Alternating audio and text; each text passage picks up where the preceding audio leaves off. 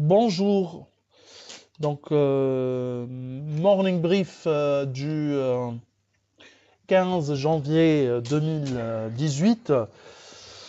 Alors, une semaine positive pour le marché action tunisien, avec une semaine qui a terminé sur une hausse de 0,58% à 0,31% depuis le début de l'année, donc effaçant ainsi les pertes enregistrées durant la première semaine de 2016. Donc c'est un début d'année en ligne avec les attentes, puisque le mois de janvier est considéré d'une manière générale un mois positif pour la bourse de Tunis, avec surtout le réinvestissement de l'argent frais collecté à la fin de l'année, notamment en ce qui concerne les CEA. Alors pour ce qui est des performances de la semaine, Sifat affiche une hausse de 7,44%, Tijari Bank 6,08%, donc elle poursuit son rallye de 2017, 7,42% depuis le 1er janvier 2018, Sotuver 4,57%, UUB 4,55% et l'autre banque Biat 4,25%, 2,46% depuis le 1er janvier 2018. Autre valeur également bancaire qui s'est bien comportée durant cette deuxième semaine du mois de janvier, CBH 3,45%, mais également Telnet qui a pris 3,40%, presque 7,40% depuis le début de l'année. La plus forte baisse sur la semaine, UADH moins 14,5%, SIL recule de 7,20%, Star poursuit son marasme, 6%, moins 8,82% depuis le 1er janvier 2018, Paulina 4,68%, UBCI 4,11% et Tunisray recule de 4,05%. Cette semaine va se caractériser par la publication la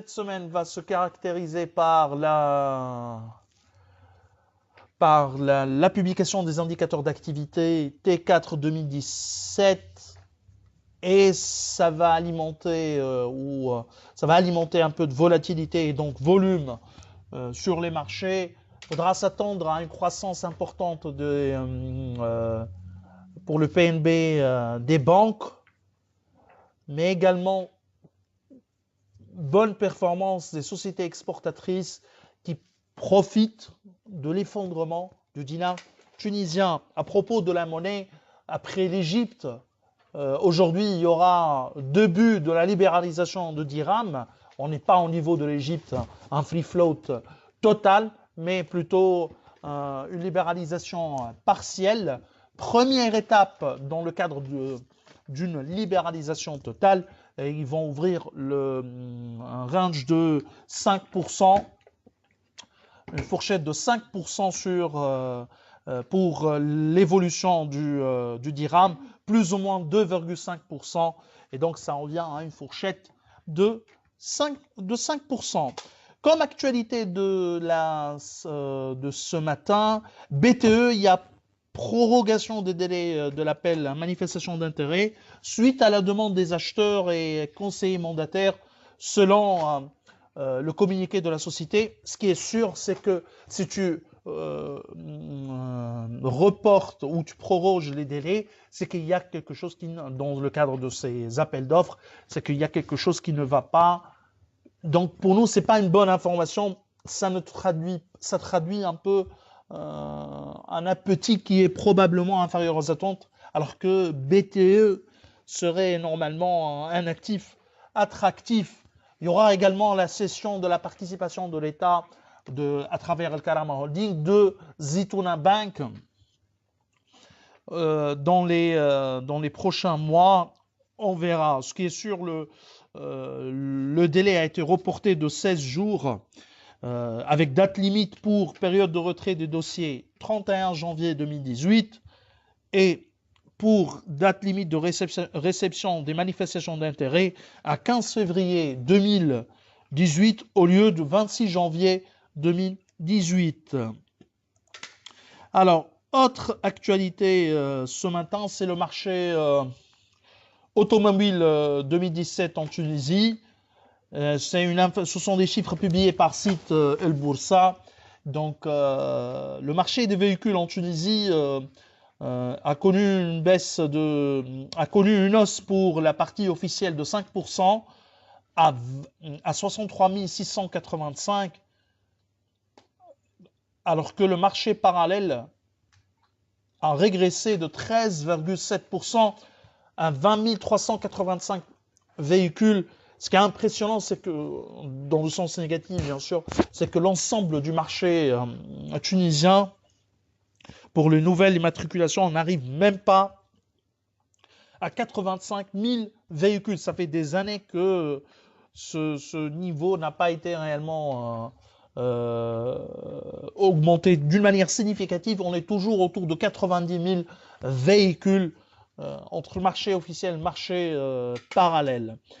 Alors, par marque, en ce qui concerne les véhicules particuliers, Renault détient une part de marché de 10,9% avec 5014 voitures vendues. Alors, quand on dit Renault, c'est Artes, hein. Suivi par Kia, 4294 véhicules en 2017, baisse de 20% des ventes, donc une année pas très fameuse pour Kia, City Cars. Troisième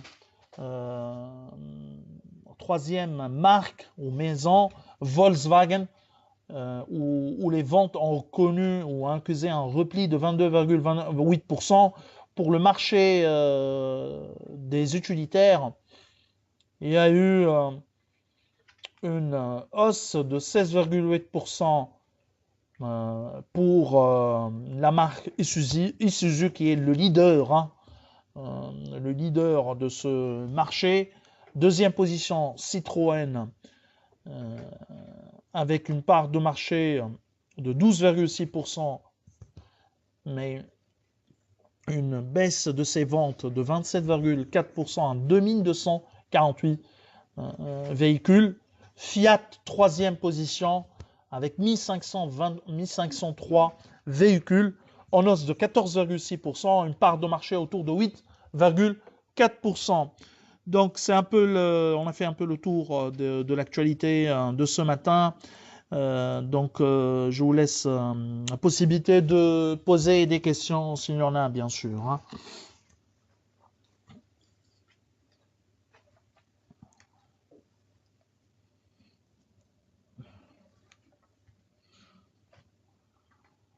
Donc, pas de questions pour ce matin. Donc, je vous souhaite un bon début de semaine. Au revoir, à demain.